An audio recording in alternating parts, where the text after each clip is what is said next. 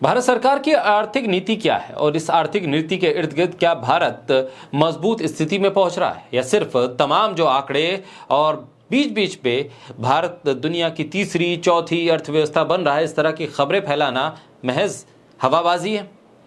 क्योंकि अब ये बात अर्थ वित्त जगत के जानकार तो कह ही रहे हैं, उसके अलावा विपक्ष भी कह रहा है, लेकिन अब इस बात को वो लोग भी कह रहे हैं जो मौजूदा सरकार की रिजीम में थे, मौजूदा सरकार को जो समर्थन करते आए हैं, न सिर्फ राजनीतिक तौर पर बल्कि धार्मिक तौर पर भी मौजूदा सत्ताधारी पार्टी को सबसे अच्छा मानते रहे हैं हिंदुत्व के लिए, सनातन के लिए और इस देश की एक बहुसंख्यक आबादी के लिए। और जो भारत की अवधारणा बताई जाती है और भारत का धर्म बताया जाता है, उस धर्म के इर्द गिर्द जो संगठन काम करते थे वो भी अब आर्थिक नीतियों पर, आर्थिक सवाल पर मौजूदा सरकार की आलोचना कर रहे हैं। टेस्ला को लेकर और टेस्ला की कीमत को लेकर, उस पर लगने वाले टैक्स को लेकर, तमाम चीजों पर अब एक नई बहस छिड़ गई है और बताया जा रहा है कि इसको लेकर भारत सरकार के जो कई संगठन जुड़े हुए हैं, मौजूदा बीजेपी के साथ जुड़े हुए कई और संगठन, वो काफी हद तक नाराज हैं और भारत सरकार की इस नीति की आलोचना कर रहे हैं। सनातन धर्म नाम के एक ट्विटर हैंडल से लिखा गया कि अच्छे दिन किसके लिए? भारतीयों के लिए तो बिल्कुल नहीं। 100% आयात कर, पहली बात जो वो बता रहे हैं उसमें बताया गया कि 100% आयात कर हमारी मेक इन इंडिया नीति का मतलब अब भारतीयों की जेबें तोड़ना है, खाली करना है। भारतीय कार निर्माता शैंपेन पी रहे हैं इसलिए नहीं कि उन्होंने कमाया है, बल्कि इसलिए कि सरकार ने कंपटीशन को ही कमजोर कर दिया।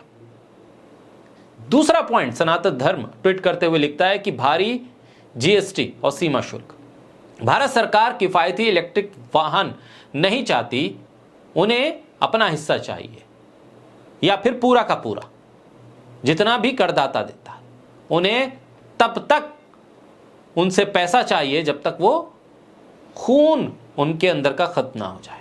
नंबर 3, चीन में बनी कारें भारतीयों में बेची गई, स्वदेशी कहां गया? आत्मनिर्भर भारत कहां गया? हां, टेस्ला कारें शंघाई से निकली, भारत पे आती हैं और हम चील की तरह ताली बजाते हैं।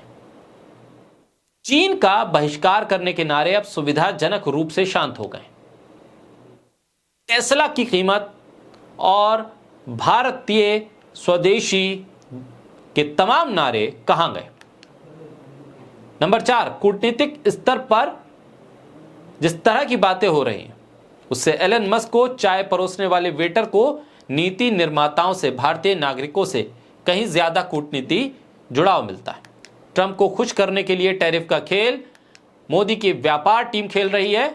लाओ यहां टैरिफ बढ़ाओ, वहां टैक्स बढ़ाओ। अगर ट्रंप मुस्कुराते हैं तो जाहिर है यह भारत की जीत है। इस बीच मध्यवर्गीय भारतीय फिर से हार रहा है।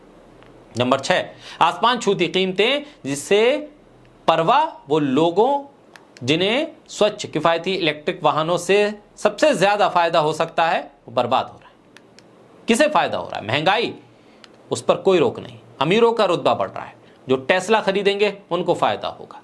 हम और आप क्या करेंगे? फिर से दुआ करने लगेंगे हमारे दोपहिया वाहन गड्ढों और पेट्रोल की बढ़ती कीमतों से बच पाएं। भारत में टेस्ला कोई प्रगति नहीं है, ये एक लग्जरी आयात सर्कस है। यहां भारतीय नागरिकों को छोड़कर हर हिस्सेदार को फायदा होता है। लेकिन चिंता ना करें, अच्छे दिन आ गए हैं, बस आपके लिए नहीं।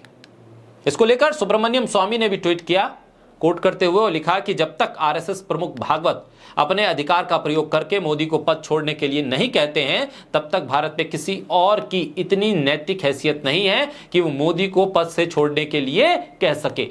पार्टी में स्वामी लिखते हैं कि पार्टी में मेरे सहित ज्यादातर लोग इसे नैतिक रूप से लागू नहीं कर सकते, क्योंकि हम सब ने ही मोदी को प्रधानमंत्री बनते देखा था, लेकिन अब वो अंतर्राष्ट्रीय स्तर पर एक असफल व्यक्ति साबित हो चुके हैं। इसलिए किसी को 2 कार्यकाल से ज्यादा प्रधानमंत्री रहना चाहिए।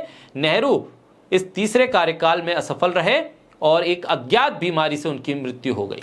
3 मूर्ति हाउस के पास मेडिकल पेपर थे, लेकिन अब सोनिया ने उन्हें छीन लिया। ये ट्वीट है सुब्रमण्यम स्वामी का। अब वो भी चाहते हैं, लगातार वो ट्वीट भी करते हैं कि नरेंद्र मोदी अब रिजाइन करें, इस्तीफा दें, कुर्सी छोड़ें, लेकिन इतना आसान सुब्रमण्यम स्वामी कह रहे हैं कि होगा नहीं जब तक आरएसएस पूरा जोर ना लगा दे। बहरहाल अब स्वदेशी और तमाम चीज़ों के इर्द गिर्द आम लोग कहाँ हैं, ये सवाल अब आरएसएस और आरएसएस से जुड़े हुए संगठन उठाने लगे हैं।